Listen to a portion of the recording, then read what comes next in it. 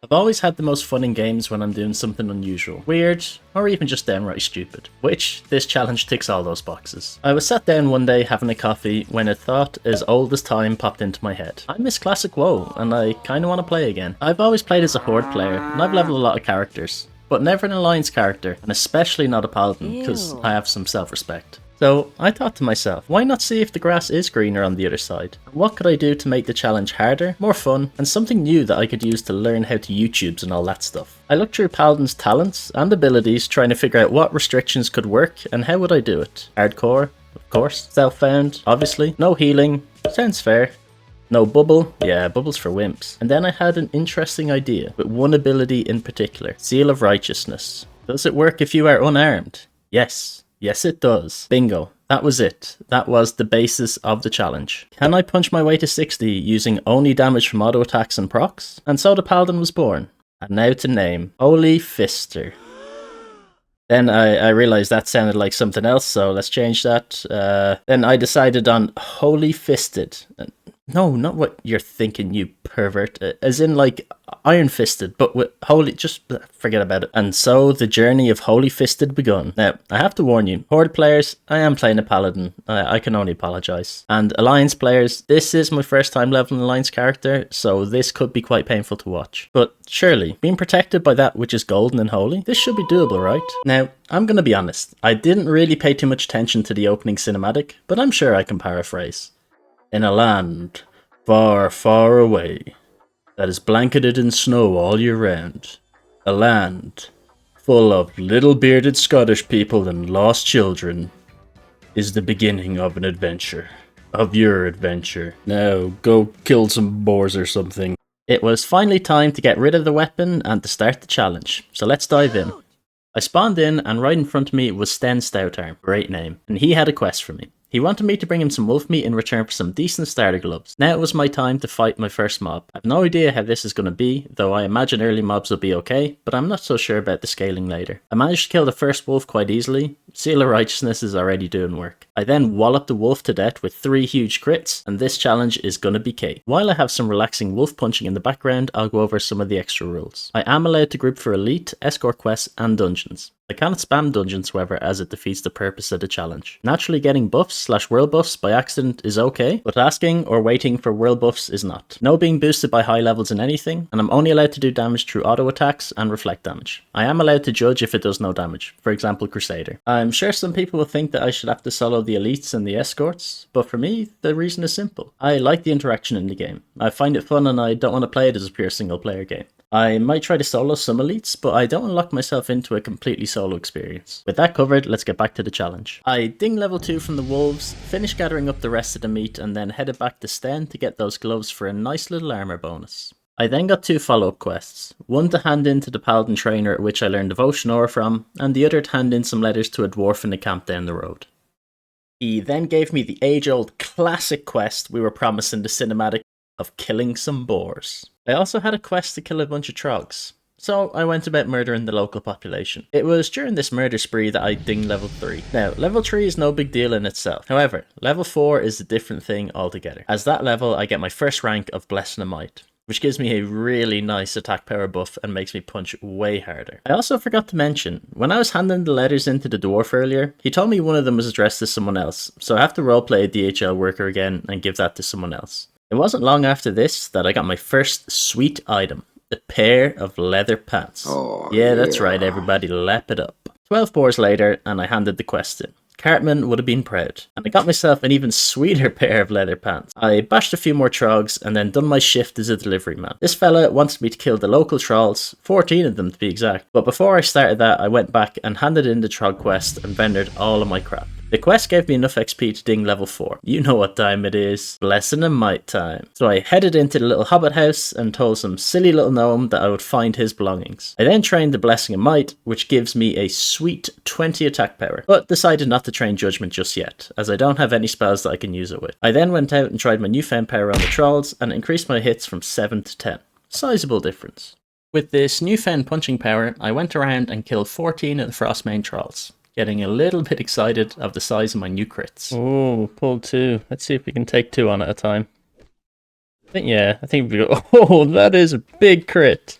and I gathered up the little gnome's belongings. Handing this quest in gave me a nice mace. If only I could use it. He then told me about the boss man troll, and his friends wanted me to bring a hot cup of tea to someone inside the buildings. This man has his priorities right. Also, why is a man at a campfire in tent making tea for people inside the main building? Surely it should be the other way around. Anyways, knowing how important it is to drink tea while it's hot and not wanting to waste any, I rushed back to the little hobbit house, gave the gnome his belongings, and gave the cup of tea to Dernan. He asked me to bring the cup back to the other gentleman. He must have downed it in one, which is quite impressive as it was scalding hot apparently. Giving the cup back to Nori leveled me up to level 5. I started clearing my way through the cave to get to the boss man at the back. Apparently he'd stolen the dwarf's journal. He must have had some pretty sus stuff written down in it if he was so worried. Once I got there was a dwarf priest who invited me to a group, but unfortunately I couldn't join it due to the rules. So I helped him kill Grickner first and waited for the respawn. He seemed like a nice dude, so if you do happen to watch this, I hope you're still going strong, buddy. Once Grickner respawned, I punched him to death, grabbed the journal and headed back to Grelin. Now here's where I'd like to get your input. The quest reward for the journal is a shield. I have not equipped any shields yet as I wanted to know your opinions. Should I be able to use shields in this challenge? Technically it would just make me tankier and I wouldn't be doing damage with it, so I don't really know if it counts as a weapon. So if you would be as kind as to comment down below with whether you think I should be able to use shields or not. You know, it might help with survivability once I get to higher levels, but I am open to whatever the peoples want.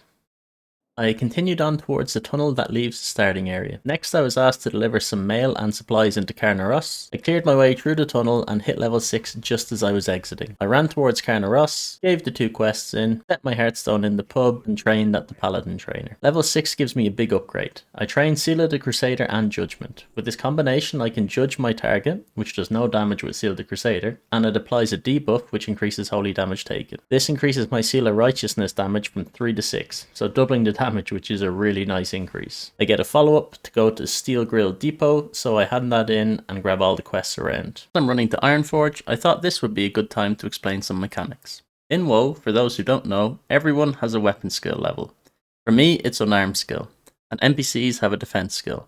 The higher your weapon skill is in relation to the target's defense, the lower their chance to dodge, parry, block, and your chance to miss is. Basically, this is a fancy way of saying that for this challenge I'll need to fight lower level NPCs as I'll do a lot less damage than normal characters, especially against even or higher level NPCs. On the way up to Ironforge, I turned off the UI as I think it's a really cool city and it's really nice entering it for the first time. Like, look at this. This is like straight out of Lord of the Rings. Don't come at me, nerds.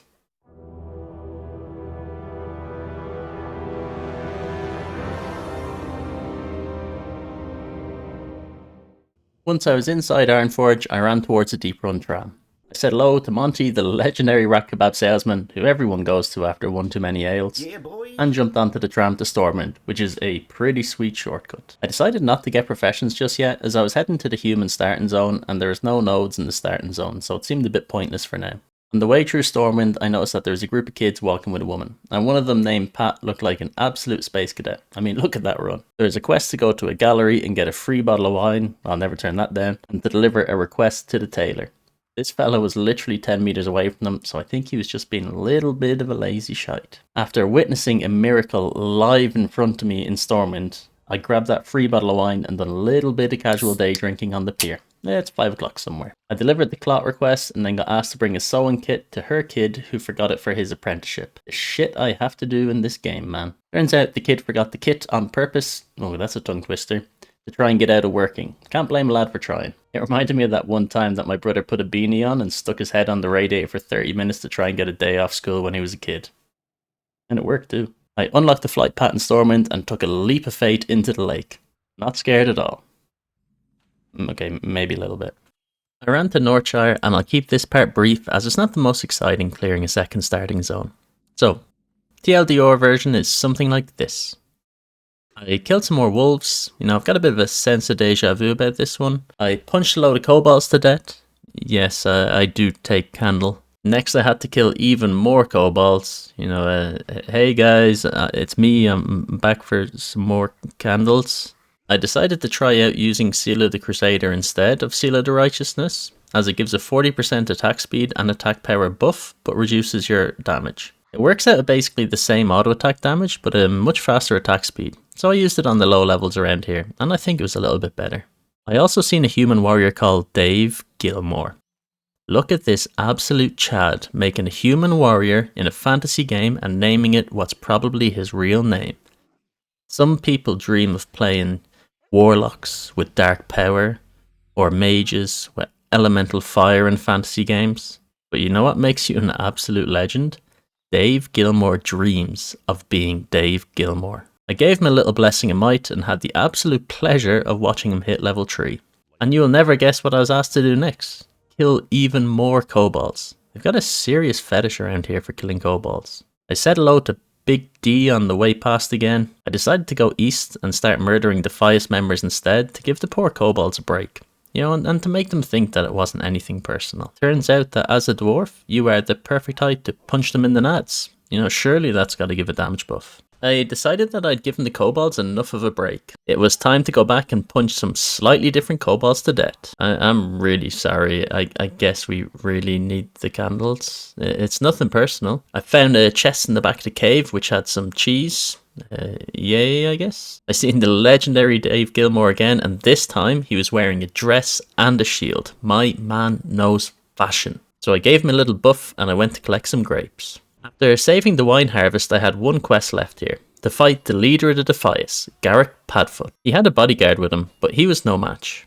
He got wholly fisted, while his friend watched. I then had to chop his head off and bring it back to the guard, which seemed pretty morbid. I delivered all the quests and left the starting zone. By this stage I was level 7 and about halfway to level 8. I headed down to Goldshire and I was very excited to go to the inn, as I had heard some great things about it, even as a Horde player. I heard there is usually some unique role-playing that goes on here. I excitedly ran upstairs. I trained first aid, you know, just in case it was needed for what was about to happen. And I had a little lie down, and whatever happens, happens. You want to know what happened? Nothing. Absolutely nothing happened. I feel like I've been lied to and betrayed. Where were the promised night elves? I mean, role-playing. After completing the 2 starting zones, I was at a crossroads. And I got to thinking, dangerous, I know. One side I had Dunmorg, and on the other side I had Elwyn Forest. Which quest did I want to do?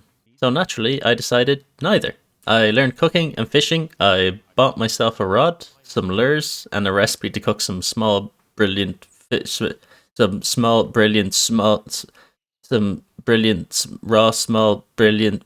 some fucking fish, okay? And then I settled in for some relaxing fishing.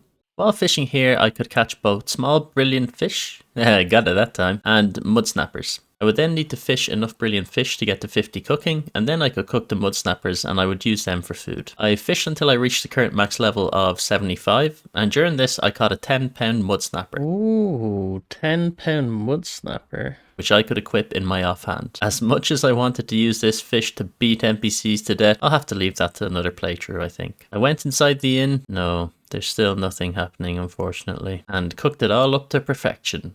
Eisenberg would have been proud. Well, I didn't quite cook it all up, as once I got to level 50, I went to buy the recipe for mud snappers and seen it was 4 silver, which I couldn't afford. Hey, maybe this isn't a fantasy game after all. After considering what profession should I learn, I decided to go herbalism and alchemy for the elixirs and potions. I was considering engineering, but me and explosives are probably not a good mix. Although it does sound fun. I mean, I'll probably regret not getting explosives. I went up to this cool little secluded cottage to learn herbalism and alchemy. Hey, mixing herbs up in the mountains, eh?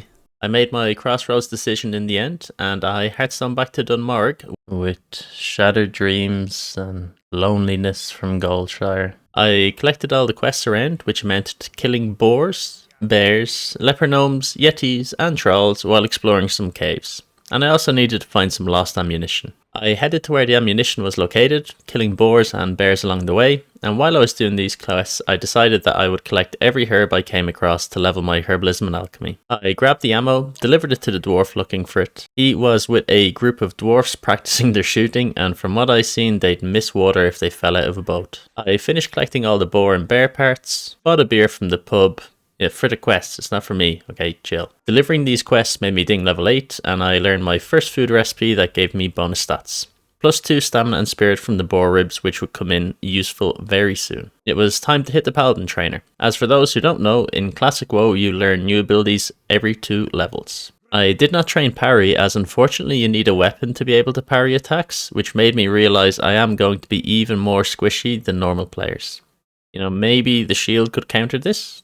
Question mark. I learned Hammer of Justice, which is a 3-second stun, which is really nice as I can pair this with bandages to heal mid-fight if my health potion is on cooldown. I also learned Purify, which allows me to remove poisons and diseases, which is super helpful as well. This ability will be huge in my journey to 60. Next I was going to venture into my first cave, which as a hardcore character is super dangerous because if mobs respawn on you, they can block your escape path and overwhelm you. So I wanted to make some precautions. I came up with a wish list of items that I wanted to have before I entered the cave to give me the best possible chance. They were as follows: strength potion, an armor potion, 3 health potions, some beer-based boar ribs for the extra stamina they provide, and I wanted to cook up the mud snappers as they recover more HP as food, and of course, a beer for good luck. Fun fact, you can cook on the braziers in Ironforge. I headed back to Carnaros and finished off my preparations. Now it was time to enter the cave. I ate my food, I drank all my potions, and drank my lucky beer.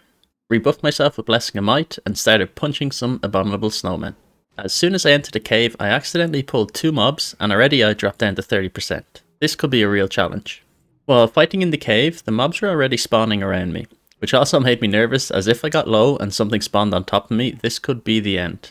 I gathered the last Wendigo main I needed, and as I turned to exit, a patrol was coming in and I pulled 2 Yetis again. These hurt a lot more than the last pair, and before I had even killed 1 Wendigo, I was below half HP. After killing the first one, I was down to about 20% HP.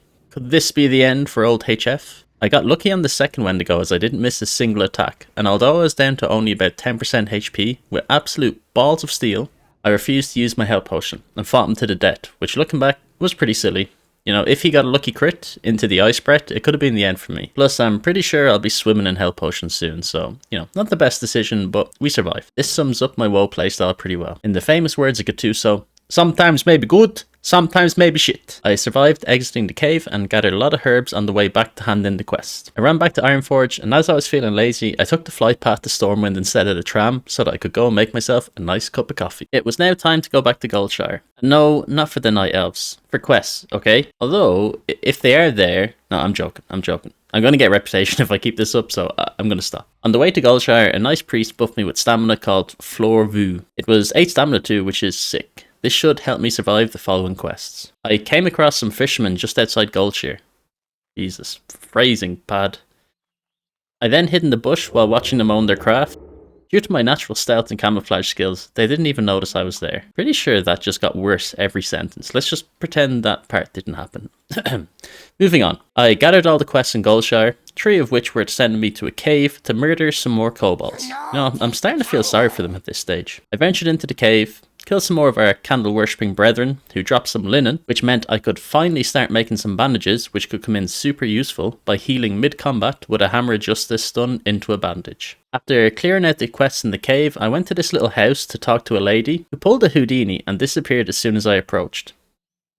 I tend to have that effect on ladies. She asked me to deliver a love letter to a man by a river. Friend zoned again, goddammit. On the way to Romeo, there was a few more quests to pick up. One was to kill a princess, which seems pretty messed up, like some kind of alternative damaged Mario. The other was to find this lady's necklace, as she convinced Billy the Rat stole it, whoever that is. Romeo then asked me to go to his grandma for help, that she can help him with their forbidden love. That's him and the previous lady, not him and his grandma. Grandma told me that I could get a love potion from Goldshire Inn. Yeah, that's what I'm talking about. That must have been what I was missing before. I went to Billy the Rat, the little shit that stole the necklace, and he wants a pie. So I killed some more boars and asked the lady whose necklace was stolen to make a pie for him. At this stage, I noticed I had no bag space and still hadn't had a single bag drop so far. Cursed run. I got the pie from the lady and gave it to the kid.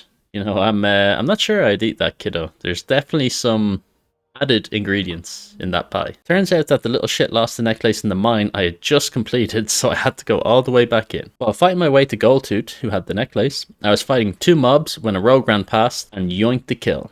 Yeah, Krask, thanks for the help, buddy. As I killed the 2 mobs, I dinged level 9. One more level until I unlocked talents, which is going to be super nice. I then stood waiting for Goldtooth to respawn and contemplated what went wrong, that I'm sat here in a 20-year-old game waiting for an NPC to respawn so that I can punch him to death without a weapon. And after much contemplation, I thought, you know what? The best games are the old games. Classic WoW, old school RuneScape, Command & Conquer Red Alert, Crash Bandicoot. What a go-to time, man. I remember playing vanilla WoW, listening to Sum 41, Blink 182 and Green Day back in 2006.